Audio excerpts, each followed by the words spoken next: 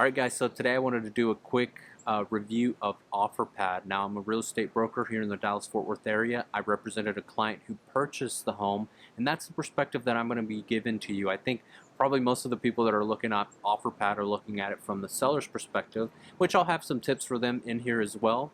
But really it's going to apply for other real estate agents and buyers who are looking to purchase an OfferPad home. So let's get started. First and foremost, let me just tell you that they're a large company. They've got transactions going on in multiple states. And the first thing that I would tell you right off the bat is yes, they're going to use the contract that you're used to as a real estate agent in your state. However, they are going to have an addendum. In that addendum, it's going to change the contract completely. So the first thing I would tell you, both to you as an agent and the buyer, is to read that addendum line by line and make sure you know how that affects the contract. I can't stress to you that you read that in detail, because a lot of the things that I'm used to were not the same when it came to dealing with them. So you want to make sure that you know how everything works. And if you have any questions, feel free to reach out to me. That leads me to number two. Find out who their local representative and reach out to them. In my case, they actually reached out to me before I had a chance to reach out to them. That's because when I showed the property, he immediately called me and just kind of picked my brain, asked me what I thought. I made comments about it. He was super nice about it, and he proved to be very helpful throughout the transaction. It wasn't just like a call that you get up front, but it was throughout the transaction. He was very, very helpful. The other thing that I wanted to mention is that when it comes to the property, they typically do the same thing over and over, which is, they have the same, a fresh coat of paint, usually the same color, same carpet that we see quite a bit on a lot of their properties, and any other flooring, tile, and stuff like that. And they do that. They use the same flooring, the same carpet, etc., on a regular basis, and that's to save money, which is fair. And my clients like the property. It was acceptable to them. They know what to invest their money in. I will tell you, like a lot of iBuyers, they don't invest in a lot of landscaping. They'll cut it, trim it, water it, and that's it. But as far as making fence repairs, staining the fence, anything like that, you don't really see that, because they know that the money is inside the house, not so much outside. And that's what you should be used to seeing when you see one of their properties. The other thing that I wanted to mention is in regards, and maybe this will apply to sellers as well. One of the things that I wanted to mention in regards to when OfferPad purchases a home, just realize, like a lot of the other iBuyers, is they're going to do their due diligence. So when you type in your address and you hit send and then they respond with an amount, realize that that amount's going to change. Why? Well, because they're going to do their due diligence. They're going to do an inspection. They're going to realize that if there's any issues, they've got to cover the cost of those issues before they can take it on and put it on the market to you as a buyer. I mention that because when you as a buyer or buyer's agent go in and you do your inspection, realize that more than likely you're not going to see any big items. The majority of the items that we saw were all very minor. They were happy to take care of the majority of them. I will tell you that there were some big items that they had to address, one of them being a slab leak in the foundation when they purchased the home.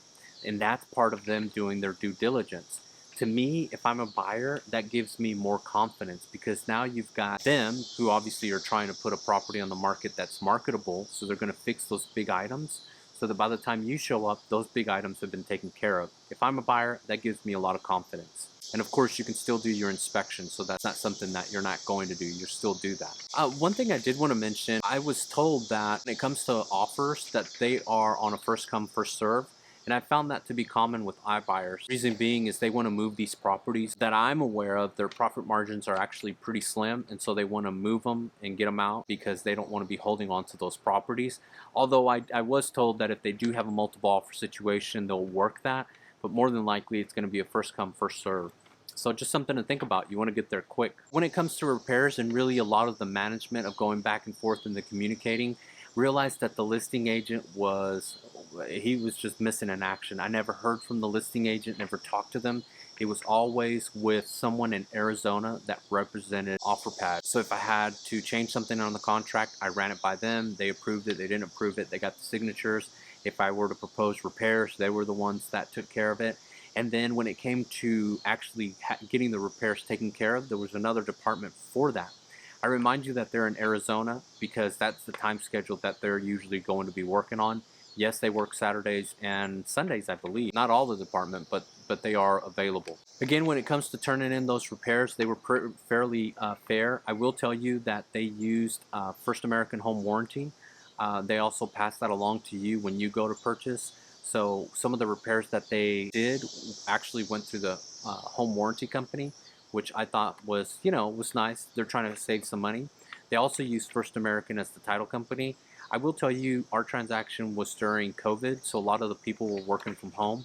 We never actually went into the title company. We did that with the mobile notary from my client's office. So again, I don't know if by the time you're watching this video, hopefully COVID's over and this 2020 year is behind us. I'm not sure if you're necessarily going to go to the actual closing somewhere. That leads me to my last point, which is funding. When you actually get the keys, when the house is yours, all that other fun stuff.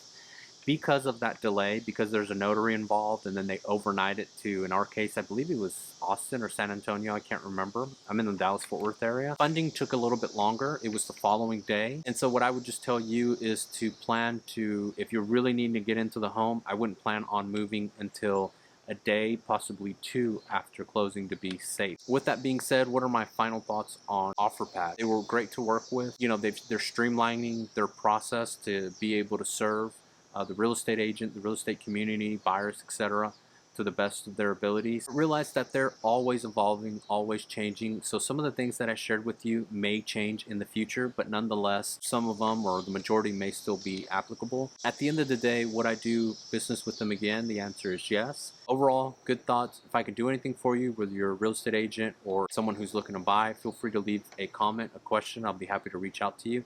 Or if you're here in the Dallas-Fort Worth area and you're thinking about purchasing an OfferPad property, hey, I'd love to be able to help you and share that experience that I've had and to your benefit and help you out.